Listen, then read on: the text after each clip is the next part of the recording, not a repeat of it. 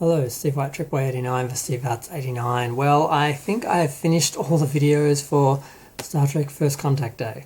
There are quite a few of them. There was one with Brent Spiner and Jonathan Frakes about comedy. There was one from the production side on how Star Trek comes to life, which dealt with costumes and virtual sets and the makeup. There was a special on Nichelle Nichols and the Woman in Motion impact on science fiction and representation video. Sonoka Martin Green talked about what Nichelle meant to her, finally acknowledging the fact that she wasn't the first black actress and first black character in Star Trek, which she seems to have been doing in the past, which kind of bugged me because I don't think Nichelle got enough credit, and now she seems to be getting some credit, which is about time. Not just for her role in Star Trek, but what she did outside of Star Trek for NASA and everything. So that's really great. We saw that Q is returning to Picard, or the Next Generation universe, and Picard. And with the 25th anniversary of First Contact, they looked at the various elements of the production and the final, and they had a Lower Decks panel with Mike McMahon and some podcast guy from the Pod Directive, Paul F. Tompkins or someone, I don't know who he was, and some of the other actors. What else? I think that's it.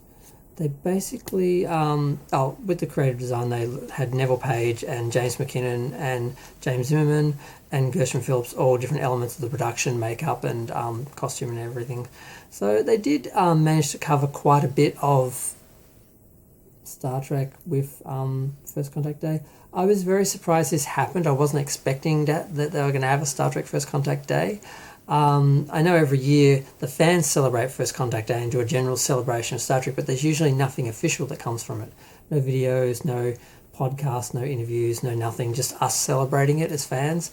But much like the anniversary of Star Trek and this, it's kind of been hijacked by the new productions who are using it to promote the new shows. Not so much dealing with the history of the show and celebrating the history, but more like promoting the new shows. But they did a little bit more of both with First Contact Day than I feel like they did with Star Trek Day.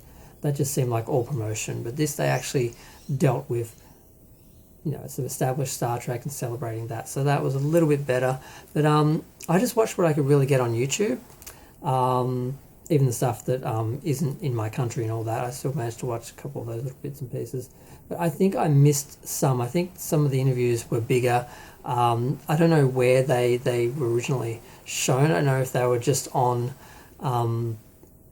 Paramount Plus or if the Star Trek channel had more that I couldn't find. I had to look around. I feel like I found all the videos. But I'm a little disappointed that I didn't realise this was going to be a thing, and I didn't get to anticipate the videos and watch them and all that. I just realised afterwards, they did something for Star Trek First Contact Day this year. Oh, okay, I have to go find all those videos now and watch them. And I saw a few pictures of things like the costumes for Discovery and the Janeway animated character, and I thought, we've actually got some news. We've actually got some information on the productions and some images and new elements that we're seeing. So I had to have a quick look through those. And yeah, I mean, it's difficult because the way they're doing modern day Star Trek is not really what Star Trek was. It's not utopian. It's not science fiction. It's more science fantasy. It's very much agenda driven and gender politics and more so than science fiction stories. And the way Star Trek worked, when it worked, was all that was on the peripheral. That was just part of it. It wasn't the center. It wasn't the focus. It wasn't the drive. And that shift has negatively impacted Star Trek. But I don't object to those elements on their own, and the idea of representation and diversity and everything, that's fine. I'm part of that myself, being a gay man. I need representation and all that. I do celebrate it all, but the way that they are making that the center of everything and the driving force, as opposed to just something that was just a given with Star Trek, and it was just an example of something you just saw and accepted, not something that was really made a big deal out of and wasn't contemporary, which is going to date really badly. So there are elements with this Star Trek and the current Star Trek that really doesn't work, and they're really off the mark. And I don't know if they're just sometimes it feels like they're deliberately trying to sabotage Star Trek in some way. Other times I feel like they really just don't get elements of it, and they think they're doing the best for the show, but they're not. So I just try and be optimistic and just hope that things will get better, and the Star Trek shows will start to resemble Star Trek more each season, each episode as they go along. I've been disappointed so far, but I'm choosing to remain hopeful and optimistic.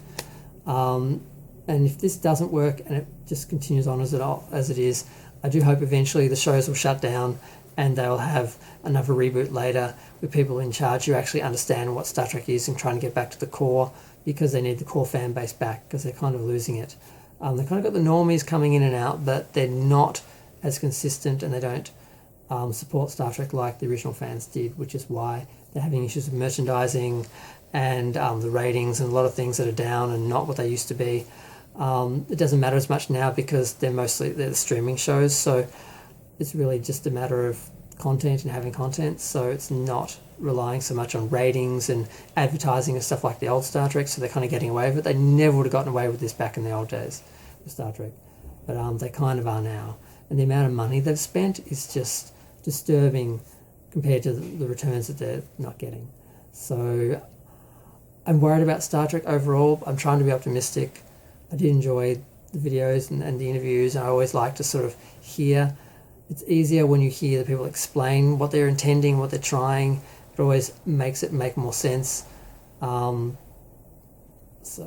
any insight, is a bonus. But I'm going to go. That was Star Trek First Contact Day for this year. I don't think there's any more videos hiding that's going to pop out and surprise me. I think I'm done.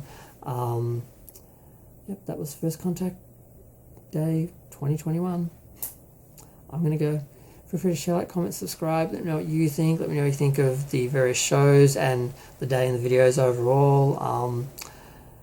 It's good that we have this stuff, but there's still so many issues. I'm going to go. I'm tired. Bye.